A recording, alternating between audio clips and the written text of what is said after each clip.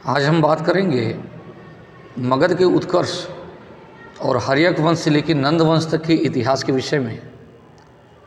तो इसमें जो महत्वपूर्ण फैक्ट हैं उसको समझने के लिए आपको पूरा वीडियो देखना पड़ेगा।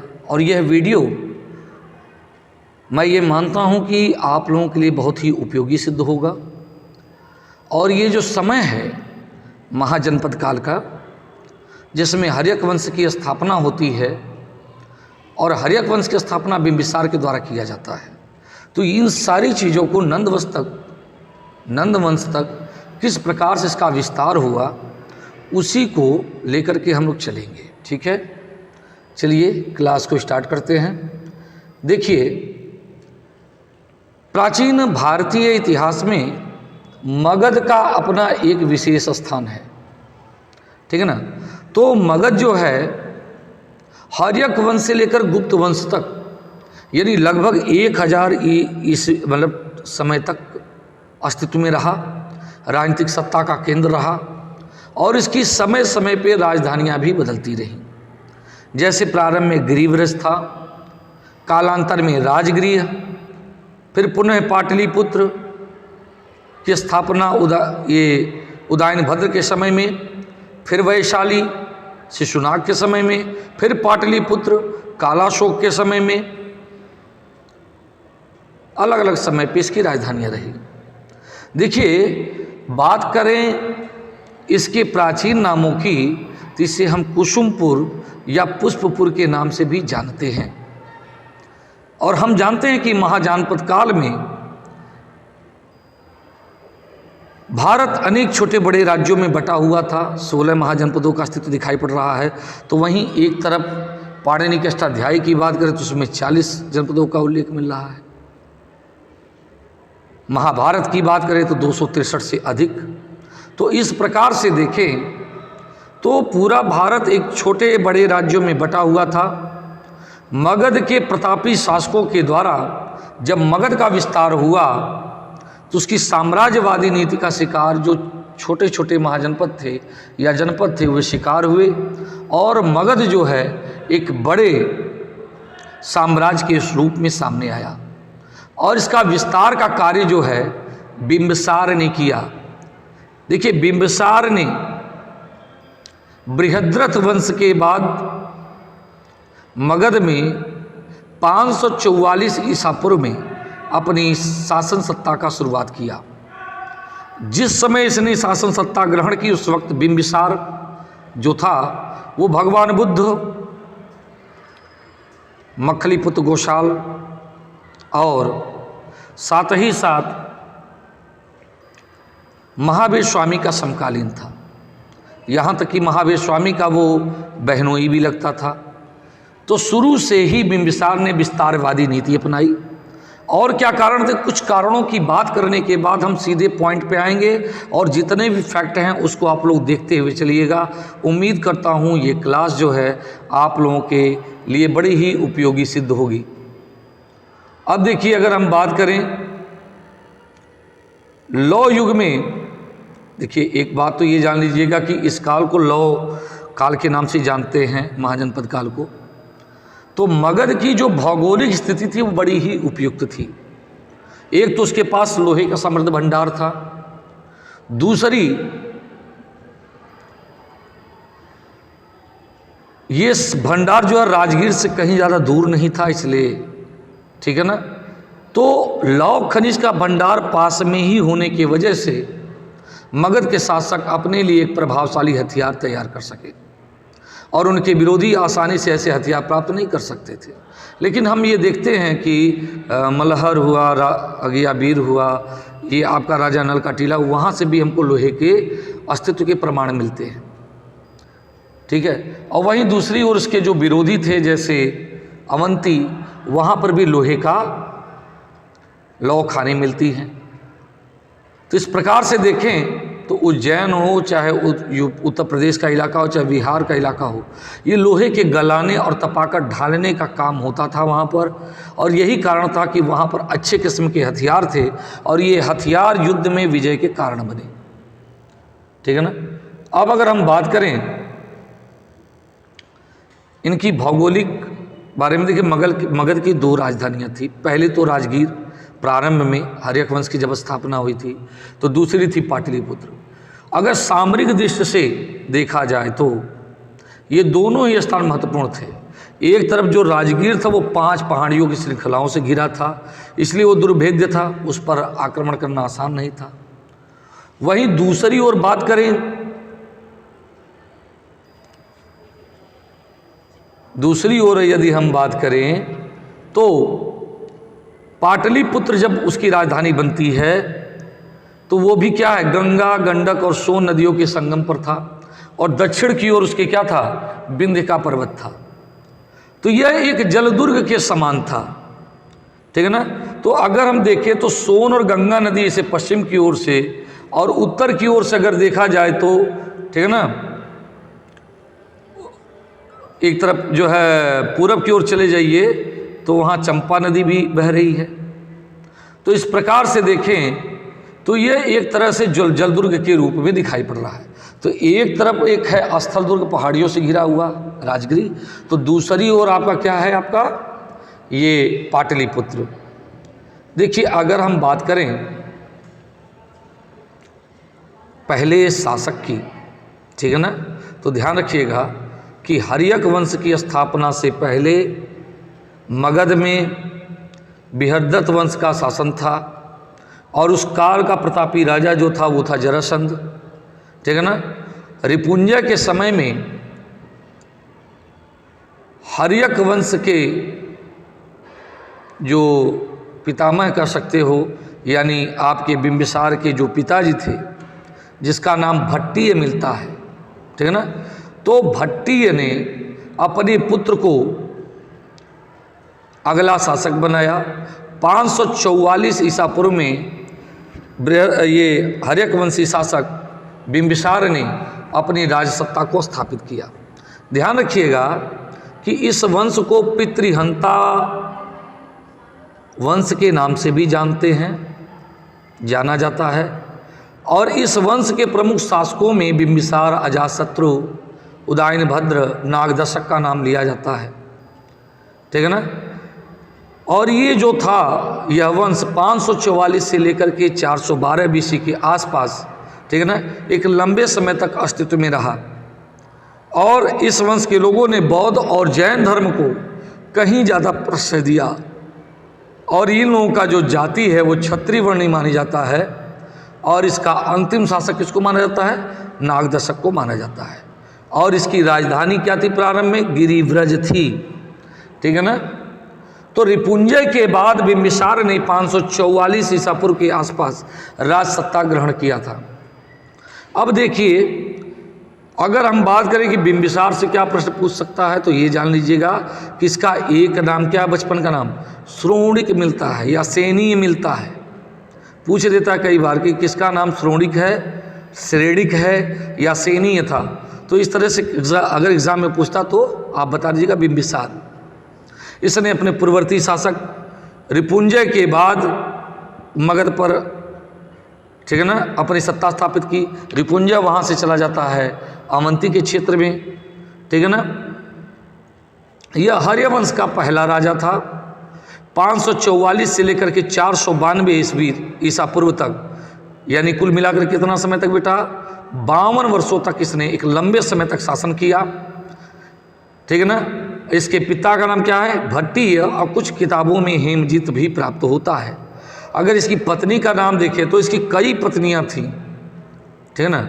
कहीं कहीं पे तो 500 रानियों का जिक्र मिलता है, ठीक है ना। महावज्ञ एक ग्रंथ है उसमें।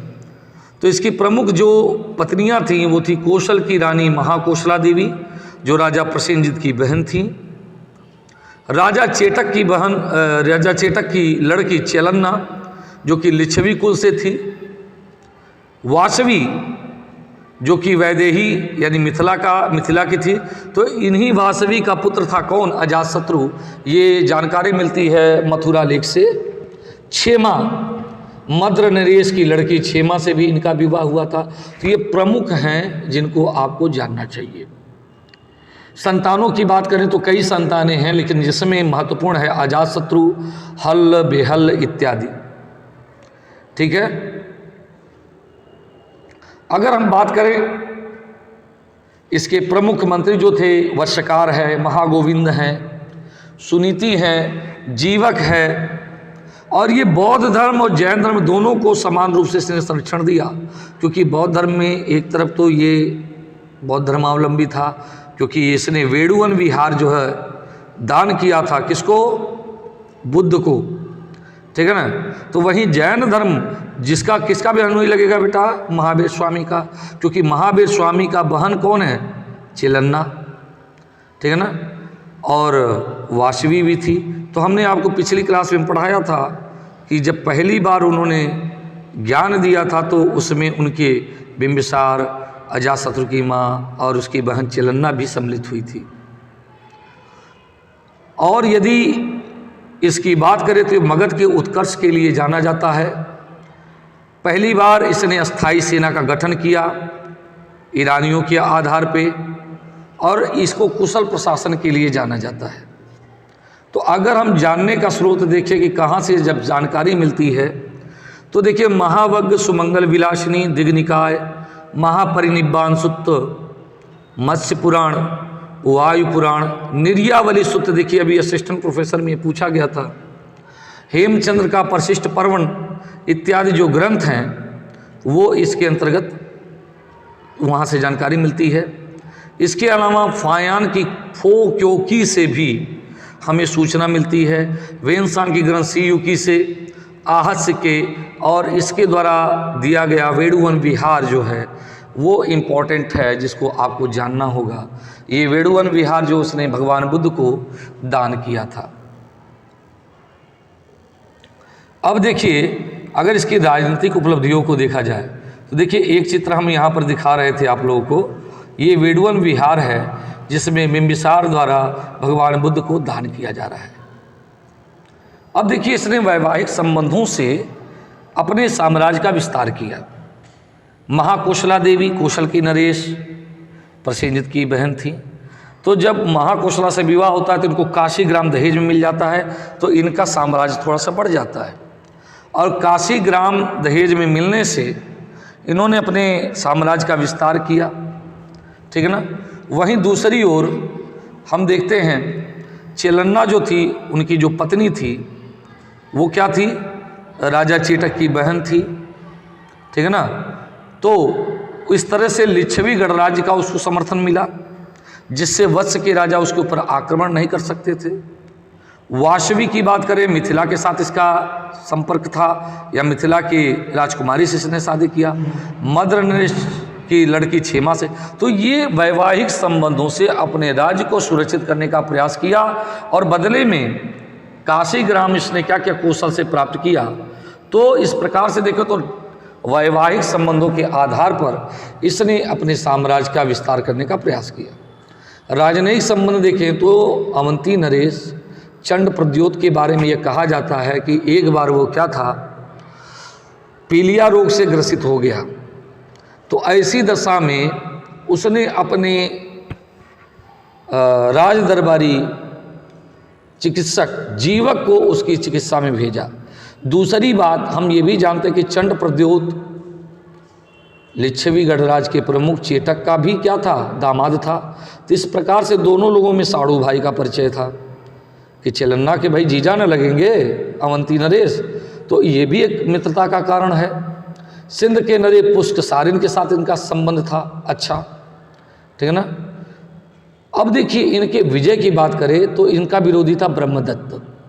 तो ब्रह्मदत्त को इसने पराजित करके उसकी राजधानी अंग पर अधिकार कर लिया, और वहाँ के बहुत बड़े शिल्पकार महागोविंद को बुला करके राजगृह की स्थापना किया। वो वास्तुकार है राजगृह का।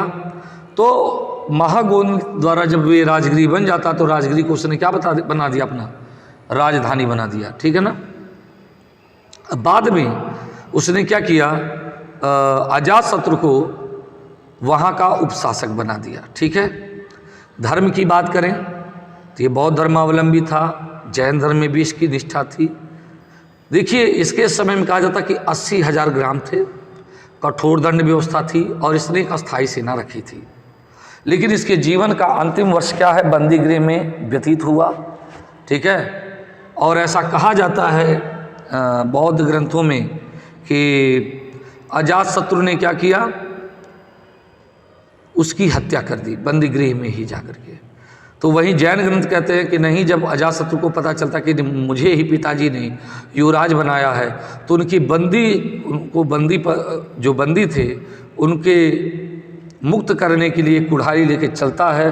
और जब पता चलता है बिम्बिसार को कि कुल्हाड़ी लेके आ रहा है, तो वो ऐसे डर लगा, तो उसने कहा कि मैं अपने हाथों मरना चाहूँगा, और जहर पी करके वो मर जाता है। कहीं कहीं पे ये भी उदाहरण मिलता है कि बौद्ध ग्रंथों में कि देवदत्त के उकसाने पर, है ना, अजातशत्रु ने उसकी हत्या की। तो ये भी एक ये उदाहरण मिलता है। ठीक है ना। तो साम्राज्य विस्तार में देखते हैं कि इसके साम्राज्य में काशी, मगध और अंग, देखिए अंग मैंने नहीं लिखा, अंग भी देव जोड़ लीजिएगा। तो अंग, ये 3 राज्य मिलने से अब किसी भी महाजनपद के पीछा इसका साम्राज्य बड़ा हो चुका था। अब अगली बात करें हम, ये देखिए आप लोग कि किस प्रकार से एक छोटा सा राज्य धीरे धीरे क्या हो गया। दोनों पर आप अगर ध्यान से देखेंगे, ठीक है ना, तो हमने दोनों दिखा दिया है। एक तो देखिए ये राजगिरी देखिए, और दूसरा अब राजगिरी देखिए, जब उसके हाथ में अंग और क्या आ गया, काशी आ जाता है। तो अब ये मगध का क्षेत्र था, वो पहले की अपेक्षा विस्तारवादी रुख अपनाने से अब कहीं ज़्यादा बड़ा हो गया। अब सेना बड़ी हो गई, उनके पास संसाधन बड़े हो गए, समृद्ध अब क्षेत्र हो गया था। तो अब यहीं से इसका विस्तार होता है। चलिए देखते हैं अगला पॉइंट। अब देखिए उसके बाद उसका अगला राजा कौन बनता है, अजातशत्रु।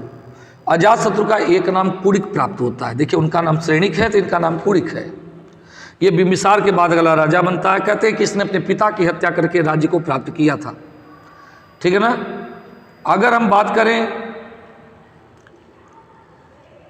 शासन वर्ग की, तो 492 से लेकर 463 ईसा पूर्व तक इसने शासन किया। कहते हैं इसी के समय में महात्मा बुद्ध, महावीर स्वामी और आजीवक संप्रदाय के मखलीपुत्र, गोशाल, सारिपुत्र इत्यादि का क्या हुआ था, देहावसान होता है इसी के शासनकाल के समय में। तो 492 से 463, तो यानी आप देख सकते हैं कि इसने भी करीब 29 वर्षों तक शासन किया। इसकी राजधानी राजगृह थी। इसकी माता कौन थी, वासवी, मिथिला की रानी थी। कहाँ से जानकारी मिली है, मथुरालिक से। अच्छा, पत्नी कौन है, पौमाबाई, और दूसरी थी वज्रा देवी, जो कि कौशल नरेश की, प्रसेनजित की लड़की थी। इनसे इसका संतान हुआ उदयनभद्र, और इसकी उपाधि क्या थी, राजा और देवानाम प्रिय। ध्यान रखिएगा, देवानाम प्रिय अशोक की भी उपाधि है, और आपके अजातशत्रु और साथ ही साथ कालाशोक की भी है। ध्यान रखिएगा। तो इस प्रकार से आप इस चीज़ को जानिएगा। इसने बौद्ध धर्म को अपनाया था। इसके मंत्रियों की बात करें तो वश्यकार, सुनीड़, महागोविंद और जीवक। देखिए वश्यकार और सुनीड़ इसलिए इम्पोर्टेंट हैं क्योंकि इन्होंने ही भेद करके ही लिच्छवी गणराज्य में को जीतने में किसकी मदद की थी, अजातशत्रु की मदद की थी। तो प्रसिद्ध किस लिए है कि इसने मगध का साम्राज्य विस्तार किया। पहली बार इसने महाशिला कंटक और रथ मूसल आयुध का प्रयोग किया, और लिच्छवी गणराज्य और कौशल गणराज्य पर इसने अधिकार किया। और इसके समय में प्रथम बौद्ध संगीति का आयोजन होता है। तो उसके बारे में चलिए जानकारी लेते हैं क्या क्या है।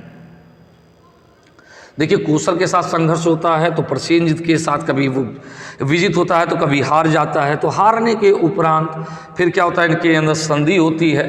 तो प्रसेनजित ने अपनी लड़की वज्रा देवी का विवाह कर दिया। ठीक है ना। तो इस प्रकार से कौशल के साथ जो संघर्ष हुआ उसका अंत हो जाता है। फिर इसके बाद देखिए लिच्छवियों के साथ इसका लड़ाई हो जाता है। क्यों? क्योंकि देखिए एक कहते हैं ना नवलखा हल तो हल और बेहल के पास हाथी था बिम्बिसार का, जो कि राज प्रतीक था।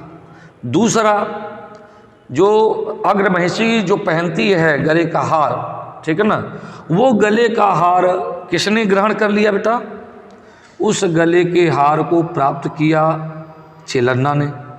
और जब इस अजातशत्रु ने राजगद्दी को प्राप्त किया तो उसने कहा कि अग्र महिषी वाला हार आप हमें वापस लौटाइए, और वहीं दूसरी और हल बेहल से कहा कि वो हाथी, ठीक है ना, हाथी को वापस करो, ठीक है ना। तो इस प्रकार से जब उन्होंने क्या किया, हाथी देना इनकार कर दिया, ठीक है ना, तो ये लड़ाई का कारण बन गया, ठीक है ना। तो लिच्छवियों के साथ करीब 16 वर्षों तक युद्ध हुआ।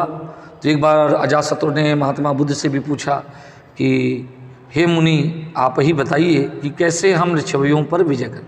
तो वहाँ पर उनको बुद्ध बताते हैं कि जब तक उनके अंदर एकता रहेगी कोई उनको विजित नहीं कर सकता। तब वश्यकार और सुनीड़ की सहायता से उसने क्या किया, उनमें भेद डलवाया और फिर उनके ऊपर राज पर आक्रमण करके उनको विजित किया 16 वर्ष के बाद। और परिणाम ये हुआ कि लिच्छवियों पर अधिकार हो गया। और इस युद्ध में उसने महाशिलाकंटक और रथमूसल नामक नए हथियारों का प्रयोग किया था।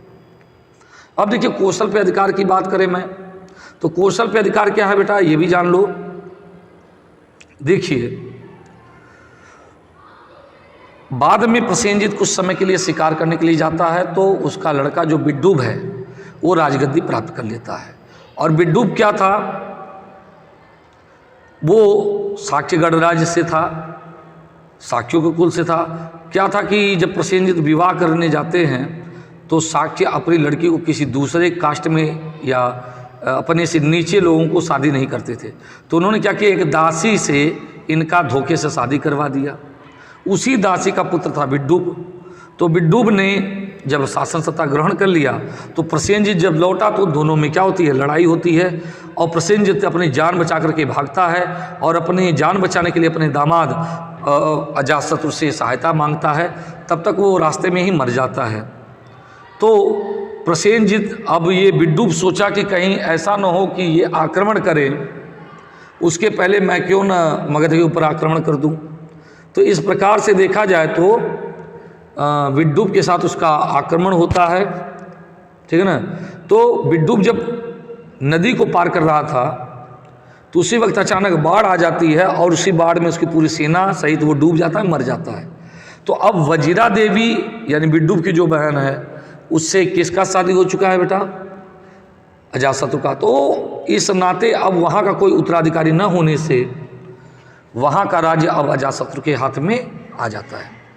और जैसे अजातशत्रु ने उस पर अधिकार किया, ठीक है, तो इस प्रकार से हम देखें तो अजातशत्रु के राज्य में अब कौशल भी सम्मिलित हो गया, लिच्छवी सम्मिलित हो गया। और कौशलों का अधिकार था किस पर, आपको पता होगा कि कपिलवस्तु के शाक्य ये मल्लों का जो क्षेत्र है वो कभी कौशल के अधीन हो चुका था। तो ये भी सब उसके अधीन आ गया और लिच्छवी गणराज्य भी आ गया। तो इस प्रकार से अब एक बहुत बड़ा साम्राज्य बन चुका था। अब अगला देखिए, जब धर्म की बात करें तो ये भी इम्पोर्टेंट है कि इसके काल में प्रथम बौद्ध संगीति हुई। और ये प्रथम बौद्ध संगीति जो हुई थी, ठीक है ना, ये हुई थी महाकश्यप ऋषि के तत्वावधान में। और उस समय में 2 पिटक की रचना की गई, एक तो सुत्त पिटक की, दूसरी विनय पिटक की। तो अनुशासन संबंधी ग्रंथ है विनय पिटक, जिसको उपाली ने लिखा, ये सबसे वयोवृद्ध थे। और सुत्त पिटक की रचना आनंद ने किया, ठीक है ना, जो कि 5 निकाय है। आप लोग जिसको देखना है वो हमारे जो बौद्ध धर्म के बारे में जो मैंने दिया है भगवान बुद्ध के बारे में, उस वीडियो को देख लेंगे तो सारी जानकारी वहाँ पर उनको प्राप्त हो जाएगी। तो ये चीज़ आपको पता चला। तो प्रथम बौद्ध संगीति में 2 पिटकों की रचना की गई, ठीक है। अब बात करें और साथ ही साथ अब देखिए राजगिरी को नई राजधानी बनाया इसने और पाटलिपुत्र नामक नए दुर्ग नगर की स्थापना किया, जो कि एक जल दुर्ग था। और इसी पाटलिपुत्र को वेश मान करके, आधार मान करके उसने लिच्छवी गणराज्य पर हमला किया था। अब देखिए साम्राज्य विस्तार की बात करें तो काशी, देखिए काशी पहले प्रसेनजित ने वापस ले लिया था। जब वजीरा का विवाह हुआ तो काशी फिर से इसको दहेज में मिल गया डौरी के रूप में। और इसके अलावा मगध तो इसके राज्य में था ही, कौशल लिच्छवी गणराज, पावा कुशिनारा के मल्ल, अंग और कपिल वस्तु। यानी इसके समय में अगर कह दिया जाए कि ये एक वास्तविक संस्थापक था तो गलत नहीं, लेकिन इसका शुरुआत किसने किया? बिंबिसार ने। और बिंबिसार के साम्राज्य को बढ़ाने का प्रयास किया अजातशत्रु ने। और अजातशत्रु के समय में मुझे लगता है कि उत्तर भारत का सबसे ताकतवर और विशाल साम्राज्य मगध बन गया था। किसके समय में? अजातशत्रु के समय में। अब देखिए ये चीज़ आप देख सकते हो, इसको हम आपको दिखा रहे हैं। तो एक जो है आप देखिएगा, ये वाला चीज़ बिंबिसार के समय में और ये वाला पार्ट जो है अजातशत्रु के समय में। तो आप देख रहे हैं कि किसी भी महाजनपद की तुलना में यह महाजनपद सबसे बड़ा और विशाल था, ठीक है ना। और इसमें सहायता उसके कौन करते हैं? उसके ननिहाल वाले मिथिला के लोग भी मदद किए थे। तो इस प्रकार से एक बड़े साम्राज्य का निर्माण इसने किया। चलिए आगे बढ़ते हैं हम लोग।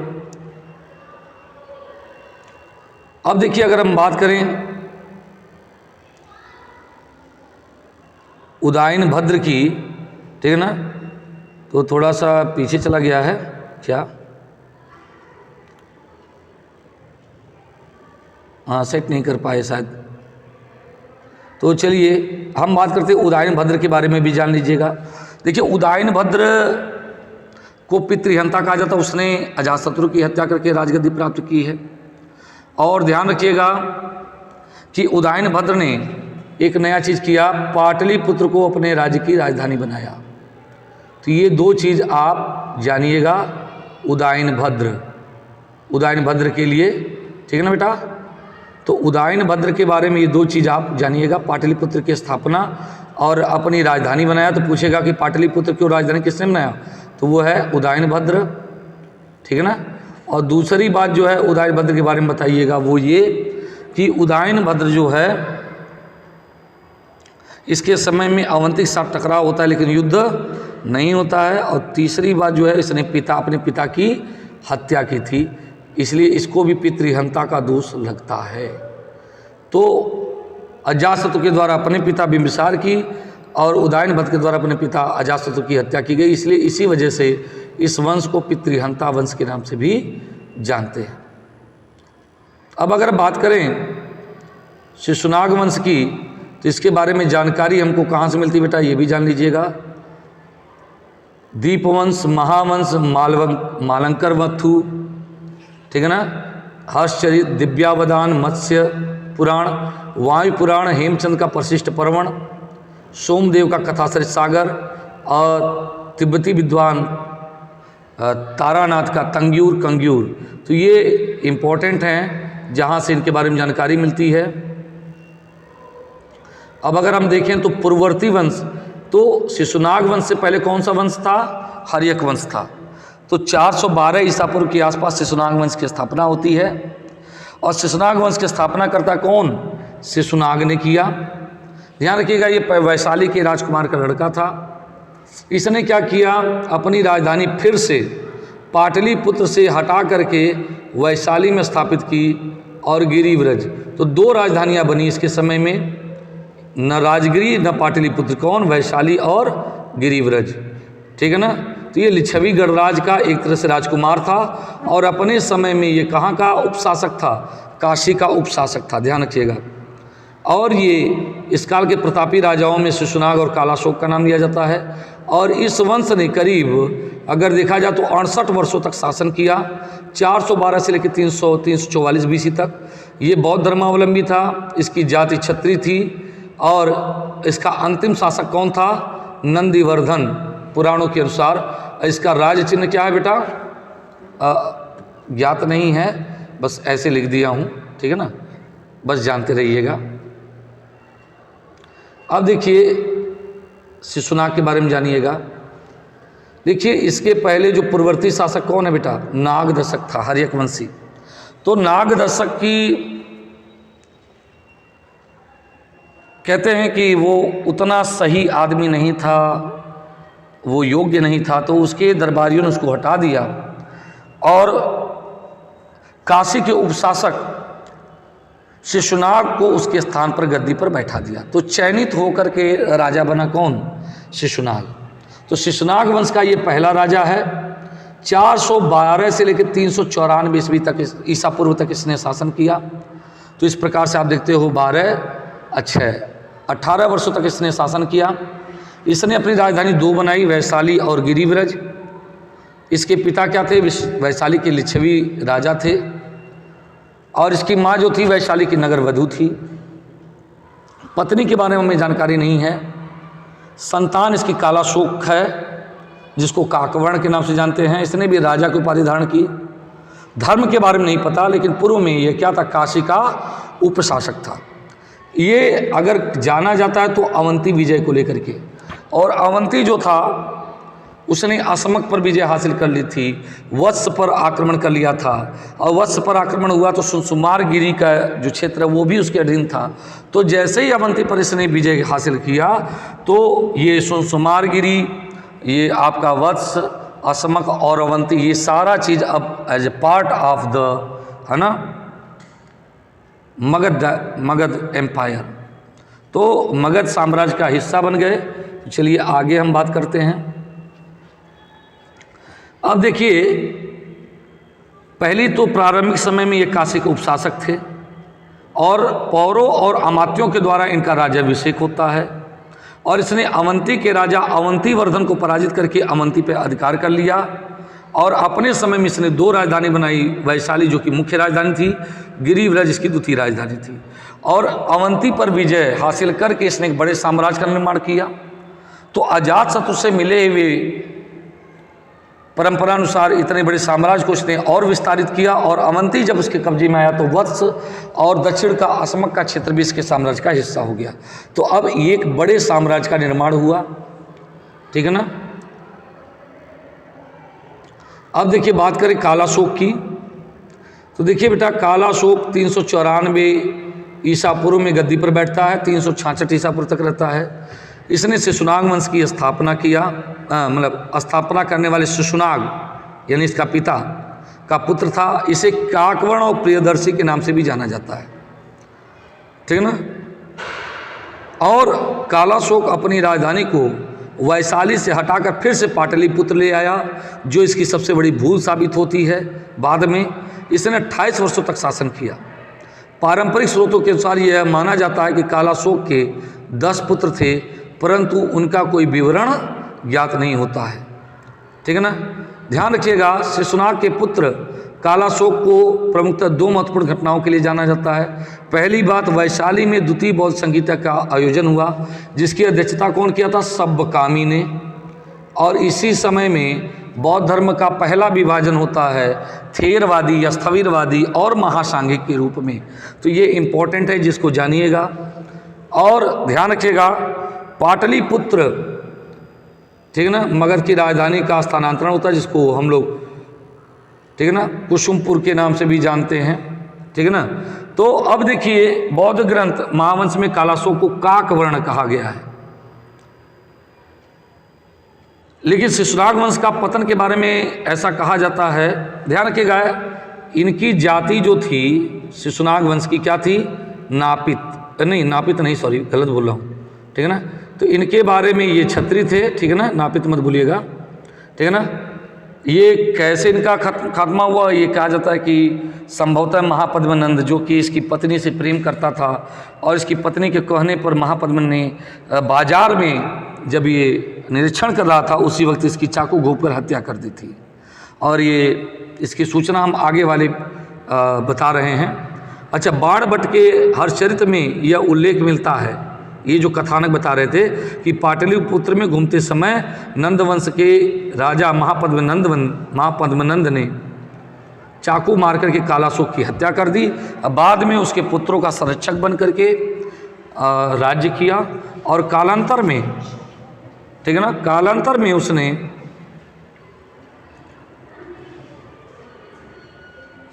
उनको हटा करके खुद राजगद्दी पर अधिकार कर लिया। तो मगध पर फिर नंदवंश की उसने स्थापना किया। अब देखिए, बात करें नंदवंश की, तो उसके पहले वाला कौन वंश है? हर्यक के बाद शिशुनाग। शिशुनाग इसके पूर्ववर्ती वंश है। ध्यान से पढ़िएगा, शिशुनाग वंश मत पढ़ लेना, मैंने वो मोटी हेडिंग में ये दिया है कि उसके पहले कौन सा वंश था, शिशुनाग वंश। तो शिशुनाग वंश की स्थापना तो 412 के आसपास तो ये खत्म हो चुका है। तो 344 के बाद नंद वंश की स्थापना होती है। इसकी राजधानी पाटलिपुत्र थी। इसका नाम क्या था, महापद्मनंद, और कई जगहों पर इसका नाम उग्रसेन भी प्राप्त होता है, ठीक है ना। तो महापद्मनंद प्रमुख शासक था, धनानंद भी था। इसकी शासन अवधि करीब 22 वर्षों तक ये नंद वंश था, और इसकी जाति नाई थी, नापित, है ना। और इस वंश का अंतिम शासक जो है धनानंद को माना जाता है, ठीक है ना। अच्छा, अब देखिए साहित्यिक साक्ष्यों की बात करें तो महाबोधि वंश, दीपवंश, महावंश, हर्षचरित, दिव्यावधान, मत्स्य पुराण, वायुपुराण, हेमचंद के परिशिष्ट पर्वन, मुद्रा राक्षस सोमदेव का कथा सरित सागर, स्थविरावली चरित, कलयुग राजवृत्तांत, भागवत पुराण, तारानाथ का तंग्यूर कंग्यूर, ये इसके इम्पोर्टेंट सोर्सेज हैं। विदेशी विवरण में कर्टियस और वेन सांग का सीयूकी, देखो कर्टियस भी इसको नाई कहता है, ध्यान रखिएगा इस बात को। अब अगर हम बात करें महापद्मनंद के बारे में, तो महापद्मनंद का एक नाम उग्रसेन या औग्रसेन पाया जाता है। कुछ जगहों पे धनानंद को भी कहा जाता है, लेकिन मुख्य रूप से उग्रसेन जो नाम किसका था, महापद्मनंद का है, ठीक है ना। तो ध्यान रखिएगा कि प्रश्न क्या पूछ रहा है, उत्तर क्या दे रहा है, ठीक है ना, क्योंकि कुछ जगहों पर ऐसा उल्लेख मिला है किताबों में। तो ये पहला शासक था। पूर्ववर्ती शासक कौन था, नंदीवर्धन, यानी शिशुनाग वंश का अंतिम राजा कौन था, नंदीवर्धन। 344 ईसा पूर्व में से लेकर के 334 यानी 10 वर्षों तक इसने शासन किया। इसकी राजधानी पाटलिपुत्र थी, और इसकी प्रेयसी कौन थी, कालाशोक की पत्नी। इसने भार्गव, सर्वक्षत्रांतक, सभी क्षत्रियों का अंत करने वाला, एकराट, अनुलंघित शासक। दूसरा क्या मिलता है इसके बारे में, द्वितीय परशुराम इत्यादि उपाधि मिलती है। इसकी 8 संतानें थी जो बारी बारी से राज्य करती हैं। जैन ये धर्म को मानता था, ठीक है ना। और इसके मंत्री सेनापति के रूप में कल्पक और सक्ताल इत्यादि का उल्लेख मिलता है, ध्यान रखिएगा। उत्तर भारत के तत्कालीन समस्त राज्यों पर इसने क्या किया था, अधिकार किया था। तो इसने भी मगध को और विस्तारित करने का प्रयास किया। तो प्रारंभिक जीवन में ये क्या था, प्रेयसी कालाशोक की पत्नी का प्रेमी था, और बाद में राज दरबार में रहा और हत्या करके क्या किया, राजगद्दी को प्राप्त किया। फिर उसने क्या किया, जो कालाशोक के पुत्र थे उनको उनका संरक्षक बन के शासन किया। बाद में उनको हटा करके, नंदीवर्धन को हटा करके राजा बन गया। इसने कलिंग पर विजय हासिल की थी। ध्यान रखिएगा कलिंग पे कैसे, तो एक है, ये भी बता दे रहा हूँ, खारवेल के हाथी गुम्फा लेख से भी इसके बारे में सूचना मिलती है कि वहाँ पर उसने तंसुलीय नहर प्रणाली का निर्माण किया था, वाटा प्रणाली जिसको कहते हो। और इतना ही नहीं, कलिंग को जीतने के बाद वहाँ से एक जिन प्रतिमा उसने यहाँ पर उठा लाया। तो एक तो ये कि जैन धर्मावलंबी, दूसरा इसने कलिंग का विजय किया। किसके कहाँ से सूचना मिलती है, खारवेल के हाथी गुम्फा लेख से। इसके अलावा इसने मत्स्य, कुरु, मथुरा, पांचाल इत्यादि की विजय की। तो इस प्रकार से पूरे उत्तर भारत पर इसका अधिकार हो गया, ठीक है ना। जो विजय अभियान बिंबिसार ने शुरू किया, अब 334 तक आते आते ये एक बहुत बड़ा साम्राज्य बन जाता है। तो इस प्रकार से आपको पूरा टोटल जानकारी मिल चुकी होगी, ठीक है ना। तो मुझे उम्मीद है कि ये क्लास आपको बहुत ही अच्छी लगी होगी, और जहाँ तक मुझे लगा मैंने एक बेहतर वीडियो बनाने का प्रयास किया। अगर इसमें कोई कमी रहती है तो आप ज़रूर बताइएगा, ठीक है ना। Okay, thank you.